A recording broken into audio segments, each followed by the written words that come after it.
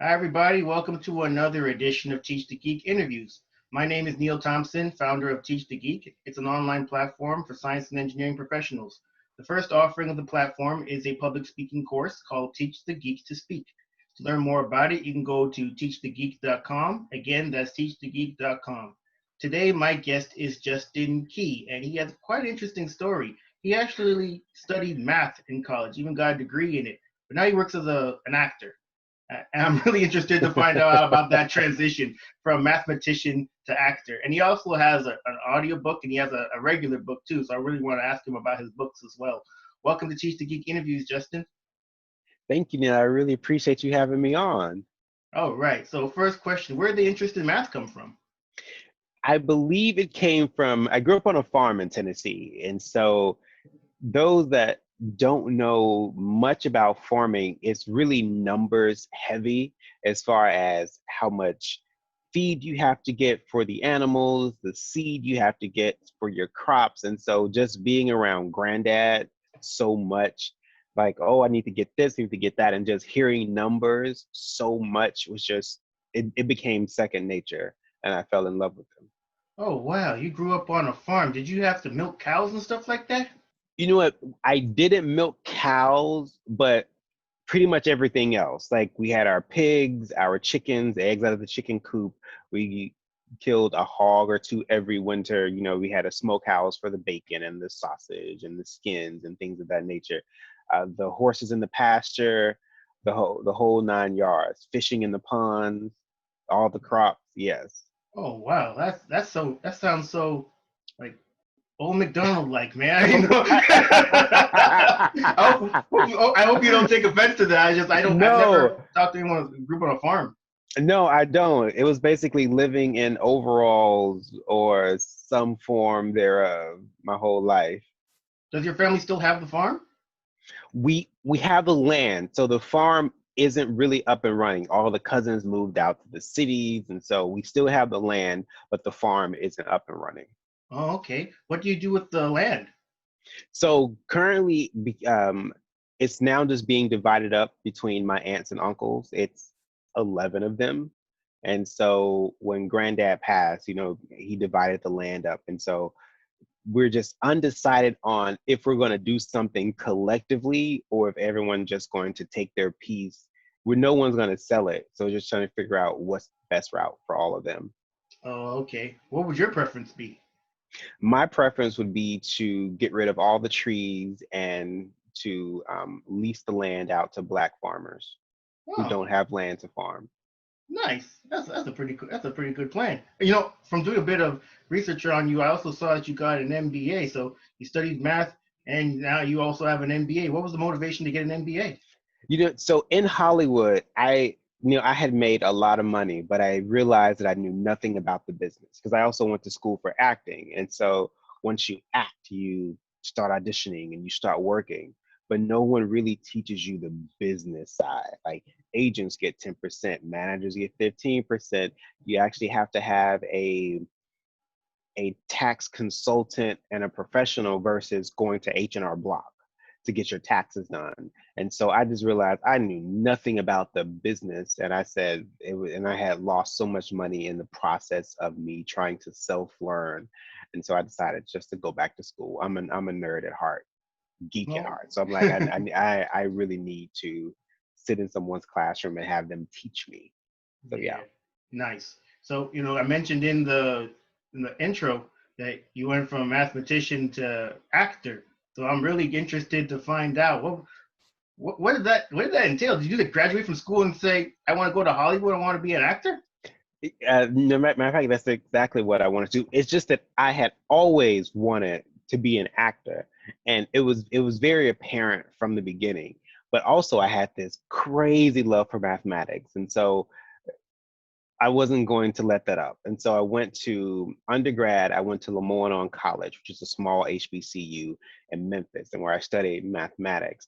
But I was also performing the entire time. I was also doing voiceovers and acting and plays and speaking and doing all of these things. But also, I was also just a mathematician as well. And so once I was nearing upon graduation, it was like, You're either going to go to grad school and get a master's in acting, or no, get a master's in mathematics, or you're just going to go to Hollywood. And so I auditioned for schools in Hollywood while also applying for grad school to get my master's in mathematics, only because that's what everyone else wanted. And so once I got the call that I got into school in LA and I got a scholarship, I was like, I will see you later. Oh, And I nice. booked a one round one way ticket to Los Angeles and have been here ever since. Okay. So, is it typical for most actors to study acting? Yes. Yeah. So if you Oh, actually look at the majority of actors on television, interestingly enough, they went to the Yales, the Juilliards, the Carnegie Mellon, the ACT, Columbia, NYU. So it's very, I mean, there's a healthy percentage of those who were discovered or just have natural talent, but also there are those who, majority of those who actually studied professionally. what did you learn in acting school that you think you couldn't have learned on your own? The technique of acting and knowing how to actually be on set and what happens on set, the craft of acting. There's one thing with natural ability. I grew up doing church plays because that's what you do in the South. It's pretty much the only thing you really can do when you're from a really small hometown like I'm from. But going to school, like you're learning everything, all the different methods, how to do your different accents, crying on cue, knowing the entire background of who's doing what on set. The experience is unparalleled. Can you tell the difference between those that studied and those who didn't? Yes. And also, even those that are successful that didn't study, they now have a private acting coach. So they get it now. So even if you land something because you have natural talent, you still get a private coach from here on out. Everyone has a private coach. If they're not in Oh, classes, they have a private coach. So you're forever studying, forever studying. oh, okay. I didn't realize that. And Mhm. so, when it comes to acting, what type of acting do you do? Now, for me, I mean, it's a broad spectrum because I'm classically trained. So I do comedy, I do drama, I do television, film, and theater. So it's like right now, most actors, like, usually television actors, when their season is up or they're on hiatus, they tend to go and do a Broadway show for the summer and then come back and finish filming their show in the fall. So it's like you can still do that duality. Oh, I didn't realize that either. I don't know how long ago this was, maybe a couple years ago. I read this article about actors, and the ones that maybe the ones that you don't know about, you see on TV all the time, but just the rank and file actor and what Hmm. they do. And actually, now that I think about it, I think of Jeffrey Owens too. The guy who played Elvin on Hmm. the Cosby Show, and how people Yes. and how he was working at the Trader Joe's, and people were kind of shaming him for it. But when you gotta make some money, you gotta make money however you gotta make it. Is that actually typical of just actors in general when they're not on TV, when they don't have those gigs? Take kind of whatever side jobs you can get until you can get back on camera. Yeah, so we call them survival jobs. And so it's very important that you have one because in the entertainment cities, and it's expensive. New York, LA, Chicago, like it's expensive. And typically you want to find a survival job that's flexible, but also, especially if they have benefits, like Trader Joe's have great benefits for their employees. And so because you in order to have benefits through our union, which is SAG-AFTRA, you have to have worked so much or so many hours. And so, especially for actors of color, now things are getting, well, now we're calling Hollywood out and Broadway out about the biases that are in the industry, but the roles are far and in between. So having a survival job is second nature to majority of us in the industry. When it comes to being an actor, or in your case, a black actor, do you go for roles that specify that they want a black person, or you just go for roles that you find interesting? Both, but the ones that you find interesting, you can barely get in the, you won't get in the room for, because once again, you have your reps would have to fight for you to get in the room, especially if it's written for a person, a non-black person. So Hollywood isn't as fairy tale as we would like to believe. Like, oh, like Halle Berry has the power to go in for roles that weren't initially meant for a black woman. But that's not the case for majority of actors. If it's not written for a black person, then casting isn't going to see a black person for the role. Oh, okay. I just read actually. Funny you mentioned Halle Berry. I just read about her earlier today that she stepped back from a role because she's going to play a trans person, but I guess there was too many objections to her doing it, so she stepped out of it. Did you hear about that? Yes, I did, and I think it's very smart that she did, and I'm glad that she listened.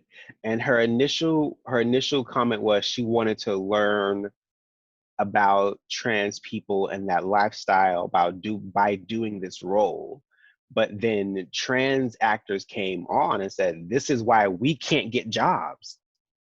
Like, we're trans people and we can't get jobs portraying ourselves because other actors who are non-trans go out for our roles and they book our roles.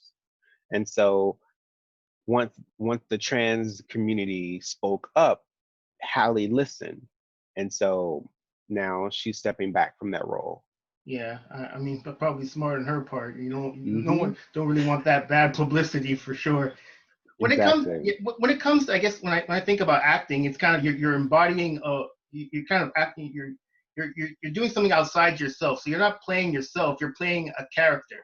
So Hmm. if you're a trans person, trans people should be able to play non-trans people, and black people should be able to play roles that weren't for black people. So I guess you also have to balance the fact that I guess sensitivity towards others. For instance, Halle Berry is an actor; she should be able to play anything. It shouldn't matter. But because there was so much pushback for her playing this trans character, and as you mentioned, trans people are having difficulty finding roles themselves playing, trans people. It probably was smart on her part to step back from that role. Hmm. But ultimately, I would think, as an actor, you'll be able to play any role, regardless. Maybe not a woman. I don't Yeah, know. no, and I agree. It's just that those opportunities, that's great for a white actor because they're given the platforms. Right, We're rarely given the platform or the opportunity. And right. so any marginalized person or persons in the arts, it's crazy difficult for us to, like, it's now like it may seem that there are a lot of black roles, but if you look at the statistics, we're still in the bottom 10% of performers performing.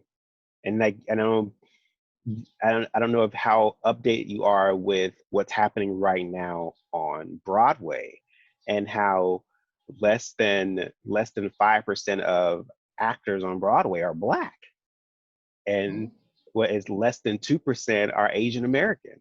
And so it's like all this time, like Broadway, and it's really really interesting when you look at the statistics. Yeah, for sure. Is working in Hollywood as difficult as you thought it would be when you came out here, or is it more difficult? You know, I I didn't have a barometer of what was going to be difficult. I was too excited. I was young. I was ambitious. I didn't think of, and I was going to school, so I told myself that I was going to have time in school to get an understanding of Hollywood, because when I moved here, I knew how to act. That's all, and that's all that I thought was needed. And that was not. I mean, Los Angeles. I remember right nearing graduation and looking for apartments in LA, and studio apartments were $1,100, and I was like, in American money? Because I mean, because I moved from Memphis, where at the time it was like a 2 bedroom, 2 bath, wash and dryer, unlimited parking was like $600, $700. Right. And so coming here and seeing those prices, I was like, oh Lord, like something's going on. So like, I really gotta hit the pavement running. Yeah. So I mentioned in the intro that you wrote a book, and it's called Mind Control: Change the Way You Think So You Can Live a Limitless Life. What was the motivation for writing your book? So the motivation for that, so as you mentioned that I speak, so I speak a lot, and after a lot of my speaking engagements, everyone would ask, well, I like, do you have a book? And I was like, no, I don't have a book. And also, I taught college for over 6 years, and so my students would always, every time I would speak or just go on or to basically Justin isms, they would always just start writing things down. And then I was like, you should really put this into a book. And so book just kept coming up. And I have a lot of friends who are authors. And so it was just the next natural progressive step. And it has been a whirlwind, being an author, a whirlwind of awesomeness, just hearing people's opinions about the book and what what is done for them and their mindset and their attitude about approaching a lot of different things in life. And it's been a blessing. It really has been. And then you also have an audiobook called Mama Knows Best. What's that? What's the audiobook about? So the audiobook is, it's a comedic tale of the relationship between a Southern mom and her son, very heavily based off my relationship with my mom. And it started years ago how I wrote a random post on Facebook and it went viral. And everyone after that went viral. And so everyone was asking, please do something with this, please do something with this, please do something with this. And so I finally turned it into an audiobook. And I got Deborah Wilson from Mad TV, who was very famous for playing Oprah and Whoopi and Whitney Whitney Houston. Houston, yeah. Yes. And so, yeah, so Deborah voices my mom in the audiobook. Man, her Whitney Houston was hilarious. I mean, And whew. Ari Spears did Bobby Brown. Oh, so yeah, so that duo alone was, gosh, them on Mad TV back in the day, Neil. I mean, it was the highlight of our Saturday nights back home. Oh, hey, they used to be on, and I think, what was the other one? Saturday Night Live used to be their competitor. I knew nothing about Hmm. no Saturday Night Live. It was all about Mad TV for me. No, I knew nothing about Saturday Night Live until, I'm in Hollywood now. But growing up, it was only Mad TV, only Yeah, Mad TV. yeah, them two together. I remember they had a sketch where they played these two like fat black women. Oh, I forget their I names. Reality Check, I think was the name of yes. the sketch. Yeah. Oh my goodness. And the eating while doing it. Oh my, it was comedy. I'm glad to Comedy. hear she's still, around, still doing stuff. That's great. You know what? She's booked. She mainly does voiceovers. And I mean, she voices, I've lost count of how many characters that she voices. So she has not stopped working at all. At all. Her and Cree Summers, who played Freddie on A Different Different world. World, Yeah. yeah, they are dominating the voiceover space. Like they don't have to work a day in their life anymore, but they do voiceovers ridiculously. Oh, that's great to hear. Because that's wonderful. So in terms of public speaking, Hmm. when you have a speaking engagement, do you have a process for putting your presentation together? And if so, what is it? Yes, and it depends on what what it calls for. Sometimes they need a PowerPoint if it's more intimate, or sometimes it's at a larger university level where I'm just up there speaking. And so it depends on what the theme is, who my audience is, and then I write for the audience. I write for the audience that I'm speaking for. Now, interestingly enough, because of my mathematics background, and learning formulas. I pretty much have a photographic memory. So as soon as I write the speech for me, I never read off a speech. So once I write it, it's there with me, but I never, it's usually committed to memory from there. And so I tend to, if I'm just lecturing style, then it's all committed to memory. And then if it's more personal presentation style, like I did a presentation on how to network effectively in the entertainment industry. And then I have a slide just because some people need deliverables. I want to make sure that they go away with something like, make sure you do these certain things, go to these websites, follow these certain people on social media. And so I have a PowerPoint presentation for that. But usually if it's lecture style or just presentation style, it's typically committed to memory after I sit down and write it. When it comes to the presentations that you do people tend to come to you and ask you to speak on certain things, or do you have certain topics that you speak on? It's a combination of both. So some will reach out to me because, let's say, if they see me on LinkedIn, they see that, oh, you have a background in the sciences and the arts. We're looking for someone to talk. Perfect. Or you're looking for someone for business or entrepreneurship or publishing or being a writer. Then they would want me to speak on that. And then there are some people who've heard me speak and just like, Justin, we want to get you in to speak, but what would you speak about? So then it's all on me to decide, okay, what am I going to speak about? So it's twofold. Oh, okay. And when it comes to the speaking, that you've been an actor for quite some time, so this might be a moot question, but I'm still curious to find the answer. Is public speaking been something you've always been good at? And if not, what'd you do to get better at it?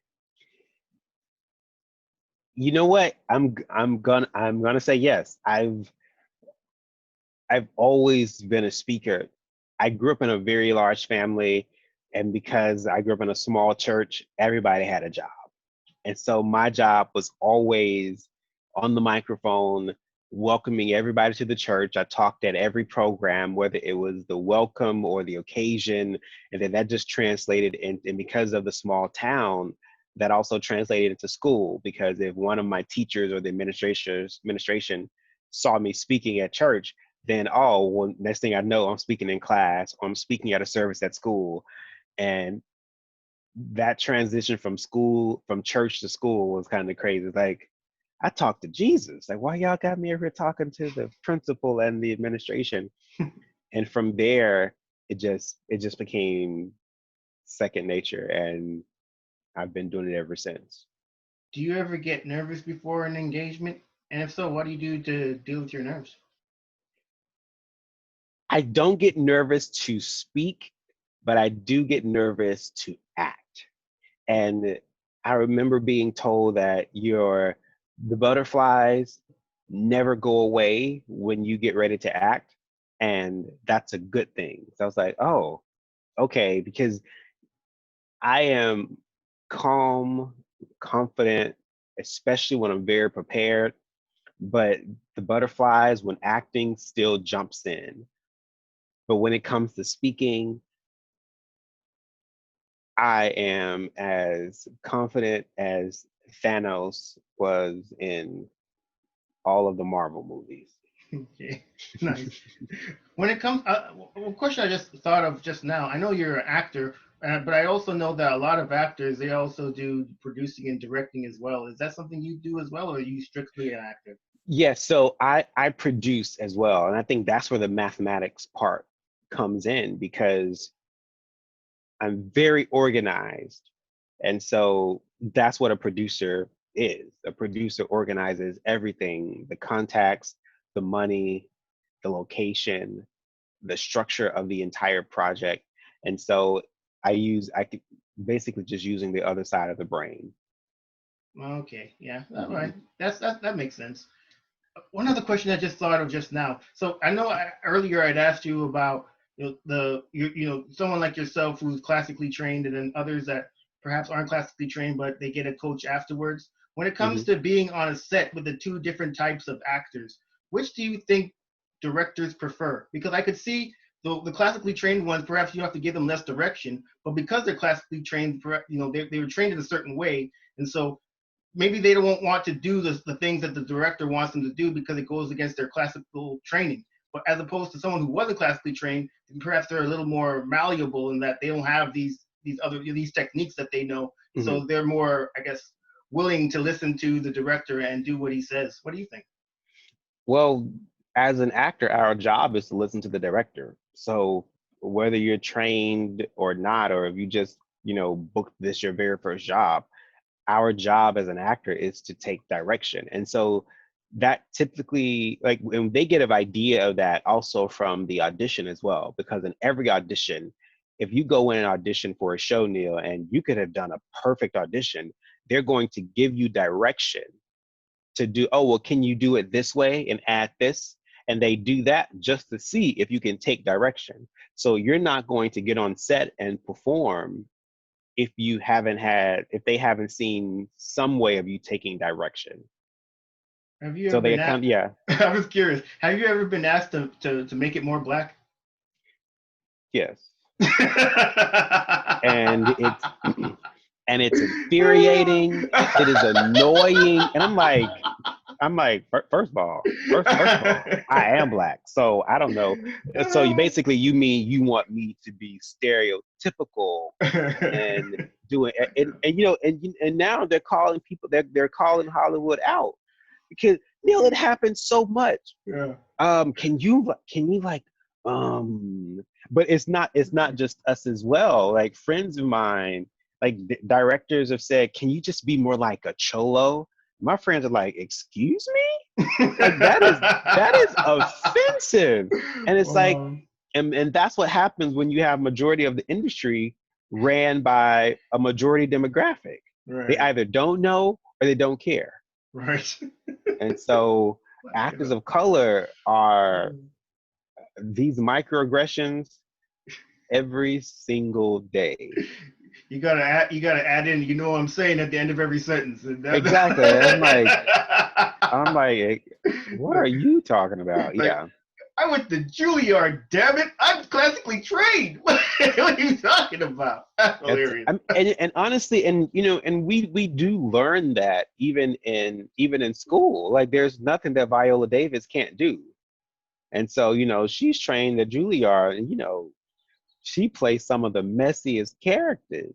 And so, I mean, it's within our toolbox, but it's not all that we can do. And so I think that's what actors are getting at. Man, that must be so infuriating. Just like you mentioned, just kind of being kind of put in that box, and this is what you are. This as a black man, this is what you can play, and anything outside of that, that's for somebody else to do. No, and that's true. Like I want to get the name. There's a documentary on Netflix. Let me get the name of it really quickly. It's called Disclosure, and the documentary is about trans persons in the entertainment industry and how every majority of the roles they go out for are prostitutes, are murder victims, are rape victims. Like they play into that stereotype, just like they play into I'm going out for thug number three, and I'm like, yeah.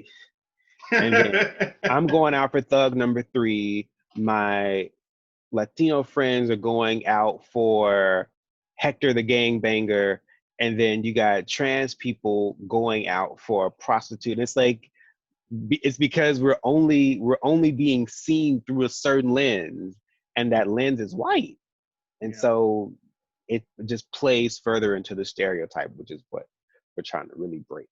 Reminds me of the scene from Hollywood Shuffle, Black Actors School, Black Acting School. Ooh. Oh, that was a great movie. Yes.